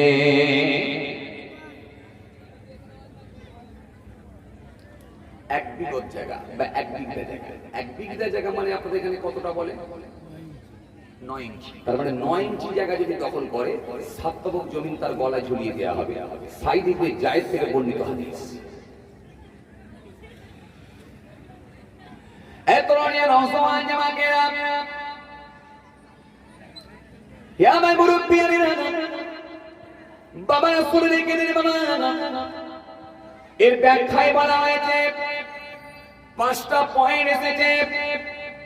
1 নাম্বার হলো তার জন্য আমার আল্লাহ সাতবক জমিনকে গলায় বেরি করে ঝুলিয়ে দেবেন। অথবা ব্যাখ্যায় বলা হয়েছে অথবা আমার আল্লাহ নারাজ হলে ওই জায়গাতে তাকে পুঁতে দেওয়া হবে, ঘিরে দেওয়া হবে। কাকে? যে 1 ফুট জায়গা দখল করেছিল। অথবা অথবা অথবা আমার নবী সুন্দর করে জানিয়ে দিলেন কাল কিয়ামতের ময়দানে ওই জায়গাতে সাতবক জমিন পর্যন্ত, 7টা জমিনের নিচে পর্যন্ত তাকে গর্ত খুলতে বাধ্য করা হবে, খুঁড়তে বাধ্য করা হবে। 7টা জমিনের নিচে পর্যন্ত গর্ত খোল পারবে? কোনো মানুষ পারবে? কথা বলছে, কোনো মানুষ পারবে? ক্ষমতা হবে খোলাবে? এরপরে বলা হয়েছে অথবা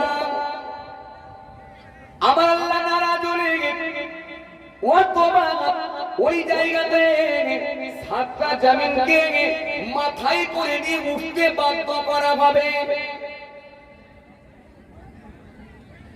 অথবা আমার আল্লাহ নারাজ হলে কাল কিয়ামতের ময়দানে 7টা জমিনকে বেরি করে পড়িয়ে দেবেন, যতক্ষণ না সে 1 ফুট জায়গার হিসাব দিতে পারে। এজন্য পৃথিবীর জমিনে 1 ফুট জায়গা তো 1 ফুট জায়গা তো 9 ইঞ্চি জায়গা তো দূরের কথা, আমাদের সমাজের দিকে যদি তাকিয়ে দেখেন এমনও মানুষ আছে দেখবেন 2-4 কাঠা 5 কাঠা 10 কাঠা পর্যন্ত দখল করে বর্গা করে জমি খাচ্ছে। কথা ঠিক কিনা বল বলে?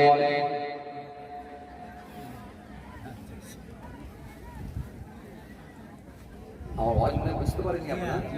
চাচা এবার বুঝতে পারছেন? চাচা এবার বুঝতে পারছি।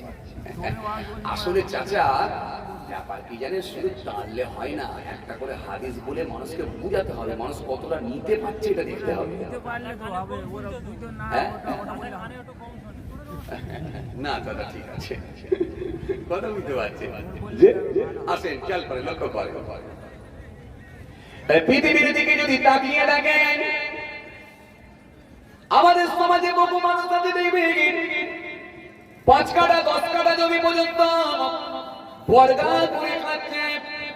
আমাদের সমাজে বহু মানুষ আছে দেখবেন রাস্তার উপরে যদি গরিব লোকের যদি একটা জায়গা থাকে, সমাজে এমন রাজনীতির নেতা আছেন সেটা কম পয়সায় তাকে বিক্রি করতে বাধ্য করে। যদি সে কম পয়সায় না বিক্রি করে জোর করে রাস্তার উপরে জায়গাটা পর্যন্ত দখল করে নেয়, সমাজে এমন রাজনীতির নেতা আছে না নাই? তাহলে 9 ইঞ্চি জায়গা যদি দখল করা হয় তার শাস্তি যদি এটা হতে পারে, তাহলে রাস্তার উপর যদি 10 কাঠা জমি কেউ দখল করে কেমন শাস্তি তার জন্য হতে পারে একবার ভাবুন। এই জন্য আমার নবী সুন্দর করে বললেন আল মুসলিমু মান সালিমাল মুসলিমুনা মিন লিসানি ওয়া ইয়াদিহি ওয়াল মুমিনু মান আবিনাহুম নাস আলা দিমাইহিম ওয়া আমওয়ালিহিম। আল্লাহ নবী বললেন সেই হবে প্রকৃত মুসলমান। কে মুসলমান? দাড়িওয়ালা লোকটা মুসলমান না, না না না। টুপিওয়ালা লোকটা মুসলমান না, না না না না।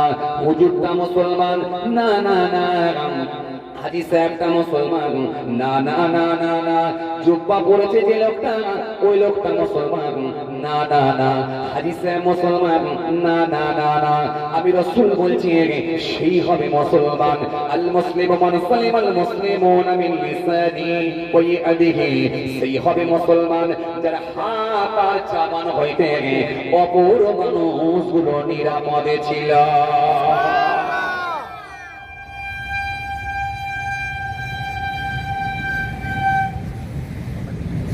বাবাজি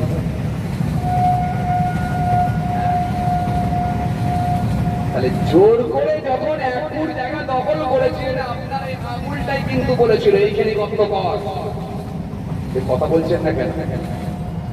জোর করে যখন রাস্তার উপরে 10 কাঠা জমি যখন দখল করেছিলেন আপনি জোর করে সে লোকটাকে বলেছিলেন 20,000 টাকা করে কাটা দিতে হবে, যেখানে দাম হলো 1.5 লাখ টাকা কাটা সেখানে বলছেন 20,000 করে কাটা দিতে হবে। গরিব লোক যদি না দাও এই জায়গাটা আমি নিজে দখল করে নেবো, কোনো কথা শুনবো না। এই আঙুলটাই সেদিন কিন্তু আওয়াজ করে, এই আঙুলটাই সেদিন কিন্তু নেড়ে বলেছিলেন।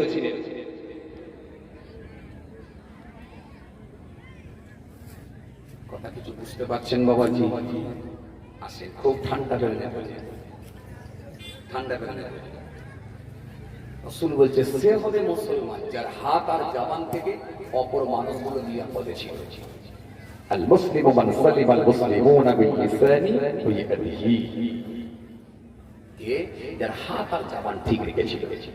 70 বছর বেঁচে ছিল, এই ডান হাত দিয়ে কারোর ক্ষতি করেনি। 82 বছর বেঁচে ছিল, এই ডান হাত দিয়ে কারোর ক্ষতি করেনি। 65 বছর বেঁচে ছিল, এই জবান দিয়ে এমন কোন কড়া কথা বলেনি যে গরিবের চোখ দিয়ে পানি ঝরে গেছে। কথা বলছেন চলছে কি চলেনি? এখন জবান দিয়ে কড়া কথা বলার লোক আজকের দিনে আছে না নাই? আছে না নাই? আছে আছে। জবান দিয়ে আপনাকে এমন কথা বলবে কিছু পয়সাওয়ালা লোক আপনাকে কাঁদিয়ে দেবে। কিছু রাজনীতির নেতা আছে দেখলে আপনি ন্যায়ভাবে বিচার করতে গেলে বিচার চাইলেও কিন্তু আপনার উপর অন্যায়ভাবে চাপিয়ে দিয়ে আপনাকে কাঁদিয়ে ঘর পাঠিয়ে দেবে। কথা বলছেন চলছে চলছে। আপনি জানেন ছোট্ট একটা কথায় আপনার সব বরবাদ হতে পারে। আপনাকে আমি একটা মিসাল দিচ্ছি, আপনি বুঝতে পারবেন। ভালো করে শুনে দেখুন, আপনি জমি বাড়িতে ওষুধ দিতে গেছেন, আপনাদের এখানে চাষ টাস হয়? কি চাষ হয়? ধান চাষ, সবজি চাষ হয়। এই ধান বাড়িতে আপনি ওষুধ দিতে গেছেন, কাঁধে একটা ড্রাম আছে, স্প্রে ড্রাম। স্প্রে ড্রাম নিয়ে ধান বাড়িতে ওষুধ দিয়ে আপনি ড্রামটাকে নিয়ে খালি ড্রামটাকে নিয়ে উঠে আসছেন।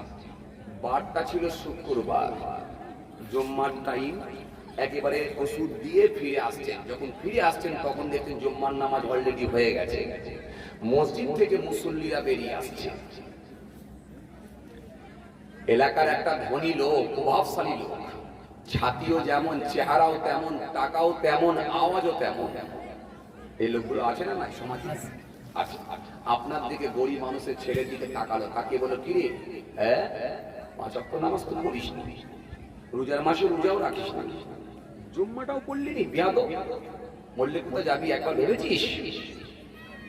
তোর আখিরাত বরবাদ, মরলি জাহান্নামে যাবি। বলে দিয়ে ছেলেটা চোখ দিয়ে পানি হয়ে গেল, মনটা খুব খারাপ। আমাকে এরকম বললো জাহান্নামে চলে যাবি, মনটা খুব খারাপ হয়ে গেল। সে মুখটা শুকনো করে চলে গেল, আর আপনি জোর গলায় বলে দিয়ে চলে গেলেন। এর রেজাল্ট কি হলো জানেন? আল্লাহ বলেন মানজাল্লাযী ইয়াতাআল্লা আলাইকা, কি আছে আমার উপরে অর্ডার জারি করে, আল্লাহ আগফিরুলি ফালানি, আমি নাকি তাকে মাফ করব না। কাকে কাকে? ওই ছেলেটা যে কাঁধে স্প্রে ড্রাম নিয়ে উঠে আসছিল, আমি নাকি তাকে মাফ করব না। কত গফরতু লাহু, আমি তাকে মাফ করে দিলাম। কাকে? ওই ছেলেটাকে, ওই ছেলেটাকে মাফ করে দিলাম। ওয়াহাবাতু আমালিকা, তোমার আমলকে আমি আল্লাহ বরবাদ করে দিলাম।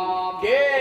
ওই হাজী সাহেব যে লম্বা চওড়া কথা বলছিল, তার আমলকে বরবাদ করে দিলাম। কেন? তুমি এত বড় কথা কি করে বললে, মরলি জাহান্নামে যাবি? জাহান্নাম জান্নাতের ঠিকা কি তুমি নিয়ে আছো? জান্নাত জাহান্নাম তো আমি আল্লাহ সিলেক্ট করব কাকে দেবো কি কাকে দেবো না।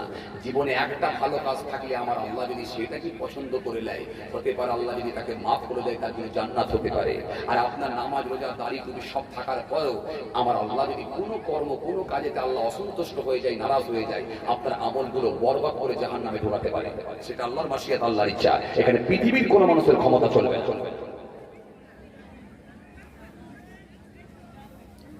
বুঝতে পারছেন বাবাজি? এই জন্য খুব সাবধান। বলবেন হুজুর তাহলে কি তাকে নামাজের দিকে আমি একটু আহ্বান করতে পারবো না? অবশ্যই পারবেন। আপনি মার্জিত ভাষায় বলতে হবে, মিষ্টি সুরে বলতে হবে, হাসি মুখে বলতে হবে। আপনি তাকে বলুন, সে ইয়ং ছেলে বোঝে না, জুম্মা ছেড়ে দিয়েছে, আপনি তাকে বলুন বাবা চিরকাল তো মানুষ বাঁচবে না, কতদিন দুনিয়া, কোন সময় আল্লাহ দেখে নেবেন, চলে যেতে হবে। বাবা এই জুম্মাটা তো মিস করে ফেললে, আগামী জুম্মা যেন মিস করুনি বাপ আমার, অন্তত জুম্মার নামাজটা আগামীতে পড়বে। খবরদার জুম্মা যদি কোনো কাজে এখনই কাজ করলেও কিন্তু জুম্মার আগেই কমপ্লিট করে দেবে। জুম্মার নামাজটা অন্তত পড়ো, সপ্তাহের মধ্যে শ্রেষ্ঠ দিন জুম্মার দিন, জুম্মার নামাজটা পড়ো। আপনি এইভাবে মার্জিত ভাষায় বলুন, হাসি মুখে বলুন, এটা ইসলাম আপনাকে শিখিয়েছে। কথা বুঝতে পারছেন বাবাজি? আসেন, আমি যেখান থেকে ছেড়ে এলাম লক্ষ্য করে, লক্ষ্য করে। তাহলে পৃথিবীর জমিনে এমনও মানুষ আছে হাত দিয়ে জবান থেকে মানুষ কিন্তু নিরাপদ নয়। রাসূল বলছে হাত থেকে আর জবান থেকে যদি নিরাপদ না হতে পারে সে মুসলমান নয়। ওয়াল মুমিনু মান আমিনাহু নাস আলা দিমাইহিম ওয়া আমওয়ালিহিম। সেই হবে মুসলমান, সেই হবে মুমিন, সেই হবে মুমিন জান আর মাল হইতে অপর মানুষগুলো নিরাপদে ছিল। জীবনে জানেরও ক্ষতি করে না, মালেরও ক্ষতি করে না। যতদিন সে বেঁচে ছিল জানের ক্ষতি করে না, মালের ক্ষতি করে না, সেই হবে প্রকৃত মুমিন। এত রনিয়া নওসমান জামাকেরা ইয়া ভাই মুরব্বিয়ানেরা, বাবা রাসূলের রেখে দিলে বাবা। এই জন্য আপনাকে একটা কথা বলি, এই পৃথিবীর জমিনে যদি ন্যায় বিচার করতে হয়, হক কথা যদি বলতে হয়, তাহলে আল্লাহওয়ালা মানুষ হতে হবে। আর আল্লাহওয়ালা মানুষের সংখ্যা আস্তে আস্তে কমে যাচ্ছে, আল্লাহওয়ালা মানুষের সংখ্যা আস্তে আস্তে নিচে চলে যাচ্ছে। এই জন্য পৃথিবীর জমিনে মানুষ ন্যায় বিচার পায় না। এই জন্য বিচার করেছে আজকের দিনে মানুষ, তৎকালীন সময় বিচার করত নবী রাসূলুল্লাহ। বিচার করবেন কে? আমার আল্লাহ স্বয়ং, তিনি নিজেও বিচার করবেন। এই জন্য আল্লাহর বিচার হলো উত্তম বিচার, আল্লাহর বিচার হলো শ্রেষ্ঠ বিচার। আহকামুল হাকিমিন, উত্তম বিচারক। আজকের দিনের বিচার কেমন? জি, গরিবের জন্য আলাদা বিচার, বড় লোকের জন্য আলাদা বিচার। কথা বলছেন দেখেন, যখন বিচারক বিচার করতে যায় আগে মুখটা দেখে নেয়, এটা আমার দলের লোক নাকি দেখে নিল। দলের লোক হলে আলাদা বিচার, হ্যাঁ কথা বলে। আবার পেছন থেকে যদি আলাদা ডিল করে কিছু টাকা বলে দিয়ে আসতে পারেন, সেখানে আবার হয়ে যাবে আলাদা বিচার।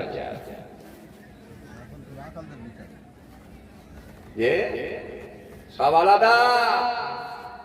আল্লাহর বিচার আহকামুল হাকিমিন, উত্তম বিচারক। উত্তম বিচারক বলতে কেমন? খুব ভালো করে শুনুন, আমি আপনাদের সামনে যে একটা পয়েন্ট, যে জায়গা মেরে নিলে কি হবে, এইটুকু থেকে আলোচনা করছি। উত্তম বিচারক কেমন আল্লাহ,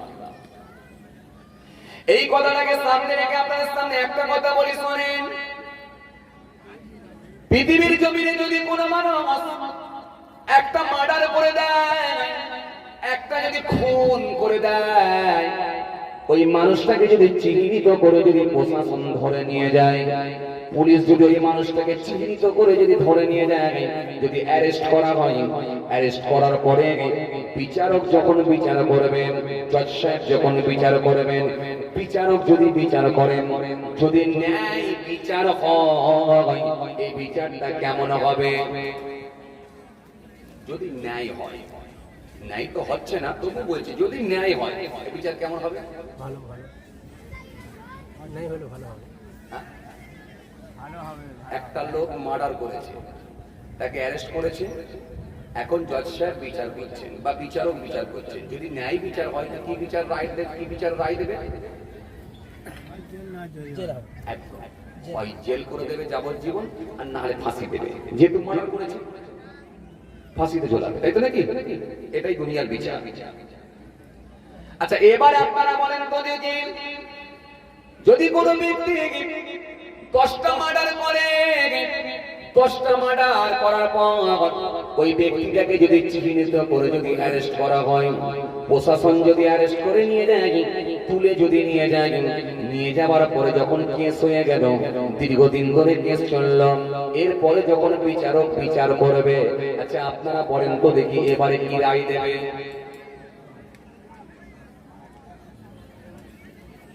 কি রায় দেবে? কি দেবে ভাই? ফাঁসি। ঠিক ঠিক, হয় ফাঁসি হবে, আর না হলে যাবজ্জীবন জেল হবে, যেহেতু সে মার্ডার করেছে। আচ্ছা, আগে করেছিল কটা? একটা করলো, আপনারা বললেন ফাঁসি হবে কিংবা যাবজ্জীবন জেল হবে, কিন্তু এই মানুষটা করলো 10টা করলে তাহলে কটাকে ফাঁসি করা হবে? কথা বলে সেই একটাই। তাহলে আগে যদি একটা করে একটার ফাঁসি হয়ে যায়, এই লোকটা করলো 10টা, তাহলে 10টা করে একটার ফাঁসি করলে তাহলে কি বেইনসাফি হলো না? কথা বলছেন না কেন? হ্যাঁ, যদি 10টা করে একটার ফাঁসি হয়ে যায়, বাকি রইল কটা? বলো বলো, 9টা। আচ্ছা, এবারে আপনারা বলেন এই 9টার বিচার করার মতো কি পৃথিবীর জমিনে কোনো মানুষ আছে? আছে? নেই। এখন যদি বলা হয় ওর বদলে ওর বাপকে দেব, এটা তো অন্যায় হবে, যেহেতু বাপ খুন করেনি। এখন যদি বলে ওর বদলে ওর ভাইকে দেব, এটা তো অন্যায় হবে, ভাই খুন করেনি। ওর বদলে ওর খালাতো ভাইকে খুন করব, এটা তো অন্যায় হবে, যেহেতু ওর খালাতো ভাই করেনি। কিন্তু ও করেছে 10টা, কিন্তু ধরে নিয়ে গিয়ে ফাঁসিতে ঝোলানো হলো একটা, বাকি রইল কটা? 9টা। কিন্তু আমার আল্লাহ বলেন উত্তম বিচারক, আমার আল্লাহ বলেন বিচারকদের বিচারক, আমার আল্লাহ বলেন উত্তম বিচারক, আহকামুল হাকিমিন, উত্তম বিচারক। আমার আল্লাহর বিচারটা কেমন হবে? আমার আল্লাহর বিচার হবে এই রকম বিচার হবে। কেমন বিচার হবে? কাল কিয়ামতের ময়দানে ওই ব্যক্তিটাকে আমার আল্লাহ মার্ডার করবেন, যেহেতু সে মার্ডার করেছিল। একবার মার্ডার করবেন, ফের জিন্দা করবেন, আবার মার্ডার করবেন, আবার জিন্দা করবেন, আবার মার্ডার করবেন, আবার জিন্দা করবেন, আবার মার্ডার করবেন, আবার জিন্দা করবেন, আবার মার্ডার করবেন, আবার জিন্দা করবেন। এইভাবে মোট 10 বার তাকে মার্ডার করবেন, খুন করবেন, যেহেতু সে 10টা করেছিল। এজন্য আমার আল্লাহর বিচারটা হলো অন্যায় বিচার। আমার আল্লাহ কারোর উপরে অন্যায় ভাবে বিচার করবেন না। এজন্য পৃথিবীর জমিনে যারা অবিচারকারী বিচারক আছে, এদেরকে আমার আল্লাহ কাল কিয়ামতের ময়দানে আগুনের পোশাক পরিধান করাবেন। আগুনের পোশাক পরিয়ে দেওয়ার সাথে সাথে ওদের গোশতগুলো, হাড্ডিগুলো সব ঝরে ঝরে টসকে টসকে জমিনের উপরে পড়বে। এইজন্য আমার আল্লাহ কোরআনে কারীমের মধ্যে বললেন, ইন্নাল্লাহা ইয়া'মুরুকুম আন তু'আতুল আমানাতি ইলা আহলিহা ওয়া ইযা হাকামতুম বাইনান নাস আন তাহকুমু বিল আদলি ইন্নাল্লাহা নি'মা ইয়া'ইযুকুম বিহি ইন্নাল্লাহা কানা সামিয়াম বাসীরা। আল্লাহ সুন্দর করে বললেন, সুন্দর করে বললেন, ও পৃথিবীর মানুষ, তোমরা আমার নির্দেশ মেনে নাও। পৃথিবীর জমিনে পৃথিবীর জমিনে পাওনাদারের মালটাকে তোমরা বুঝিয়ে দাও, পাওনাদারের মালটা তোমরা বুঝিয়ে দাও। আর পৃথিবীর জমিনে যখন তোমরা বিচার করবে, আমি আল্লাহ বলছি তোমরা হকের উপরে বিচার করবে, ইনসাফ করে ফয়সালা করবে। তুমি বাপ হয়েছো, 4টে ছেলের মধ্যে সমান ফয়সালা করবে। তোমার একটা ছেলে বেশি ইনকাম করে দেয় বলে তাকে আলাদা চোখে দেখবে, আর একজন ছোট ছেলে ইনকাম বেশি করতে পারে না বলে তাকে আলাদা চোখে দেখবে। এরকম বেইনসাফি যেন তোমরা পৃথিবীর জমিনে করবে না। তোমার একটা ছেলে রাজশক্তিকে কাজে লাগিয়েছে, রাজনীতির ক্ষমতা আছে বলে সে যা বলে তাই হয়ে যায় বলে তার বৌমাকে যেন কাজ করতে দেবে না, আর বাকি 3টে বৌমাকে শাশুড়ি তুমি খুব খাটাবে। এরকম বেইনসাফি করবে না, কারণ ও ছেলেটা ক্ষমতাবান ছেলে, রাজ শক্তি ওর হাতে আছে বলে, রাজ শক্তিকে কাজে লাগাই বলে ওর বৌমাকে ঘরে শুইয়ে রেখেছ। তুমি শাশুড়ি তো কোনোদিন কোনো কথা বললে না। বাকি তিনটে ছেলের বৌমাকে তুমি খাটাচ্ছ সারাদিন ধরে, চা করাচ্ছ, ভাত রান্না করাচ্ছ, কাপড় কাচাচ্ছ। এরকম বেইনসাফি যেন পৃথিবীর জমিনে করো না। আমার ওয়াজ কি আপনারা বুঝতে পারছেন? মাশাআল্লাহ মাশাআল্লাহ, এতক্ষণে আপনারা বলেছেন যে হ্যাঁ বুঝতে পেরেছি, আমিও শান্তি পেলাম। তাহলে প্রথমে ধরতে পারছিলেন যে কোন লাইনে বলবে। আমি আপনাকে বললাম কি, আমি একটু শূন্যস্থান পূরণ করা লোক, গ্যাপ পূরণ করা, ছিদ্র পূরণ করা, মানে একটা পার্ট তৈরি করি করে যে জায়গাগুলো ডিস্টার্ব আছে সেগুলোতে একটু ছোট ছোট করে সমান সমান করে ভিটামিন সি ভিটামিন ডি একটু লাগিয়ে লাগিয়ে যায়, যাতে করে আমাদের অন্তত ছিদ্রগুলো বন্ধ হয়, সঠিক সলিউশন দেওয়া যায়। এরপর আল্লাহ বললেন কি, তোমরা আমার নির্দেশকে মেনে নাও, হুকুম মেনে নাও, এতে তোমাদের জন্য রয়েছে শান্তি। নিশ্চয়ই আমি আল্লাহ সমস্ত কিছু দেখি এবং শুনি। যদি বলবেন না, আল্লাহ সমস্ত কিছু দেখেন এবং শুনতে পান। আমার আল্লাহকে লুকানোর কোনো সুযোগ নাই। এইবার আপনাদের সামনে আমি যে কথা বলতে বলতে চলে এলাম, তাহলে পৃথিবীর জমিনে বিচার করে কারা বিচার করে? বলো, বিচারকরা, নেতারা, আবার অনেক সময় অনেকে বলে মোরল। মোরল না হুরল, কোনটা? মোরল, মাতব্বর, তাই তো নাকি? এরা বিচার করে। নবীদের জমানায় বিচার করেছিলেন কারা? নবী আম্বিয়া সালামরাও বিচার করেছিলেন। মুসা নবীর জামানা বিচার হতো। মুসা নবী বিচার করতেন কি দিয়ে? লাঠি দিয়ে। সুলাইমান নবীর জামানায় বিচার হতো। সুলাইমান নবী বিচার করতেন কি দিয়ে? হাওয়া দিয়ে। দাউদ নবীর জামানায় বিচার হতো। দাউদ নবী বিচার করতেন কি দিয়ে? জিনজিল দিয়ে, শিকল দিয়ে। জুলকারনাইনের জামানায় বিচার হতো কি দিয়ে? পানি দিয়ে। আর আমাদের নবীর জন্য আল্লাহ সিস্টেম আলাদা করে দিয়েছেন। আমাদের নবীর উপর আল্লাহ খুশি হয়ে গিয়ে বিচার করার ব্যবস্থা করেছেন আল্লাহর কোরআন শরীফ দিয়ে।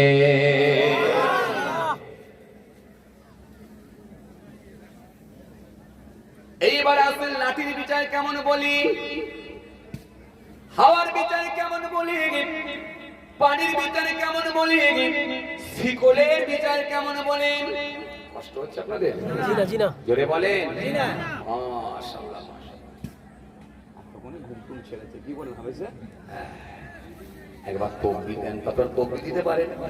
মাশাআল্লাহ মাশাআল্লাহ, একবার তাকবীর দেন তো দেখি, নারায়ে তাকবীর। মাশাআল্লাহ মাশাআল্লাহ, ভারী আওয়াজ আছে গো। হ্যাঁ, তার মানে এদিকে গরু গোশো হয় মনে হচ্ছে না? মাশাআল্লাহ মাশাআল্লাহ মাশাআল্লাহ, তার মানে তো টেম্পার ঠিকই আছে। আচ্ছা, আর একবার দেন দেখি, নারায়ে তাকবীর। মাশাআল্লাহ মাশাআল্লাহ, বোঝা যাচ্ছে না যে আপনারা এই রোজা রেখে উঠেছেন? এটা বোঝা যাচ্ছে না? মাশাআল্লাহ, আর একবার দেন তো দেখি, নারায়ে তাকবীর। আর একটু জোরে দেন, নারায়ে তাকবীর। সিলসিলা মুজাহিদুল জামাত 9 নম্বর শ্যামনগরের বাৎসরিকী সালে নারে দিবে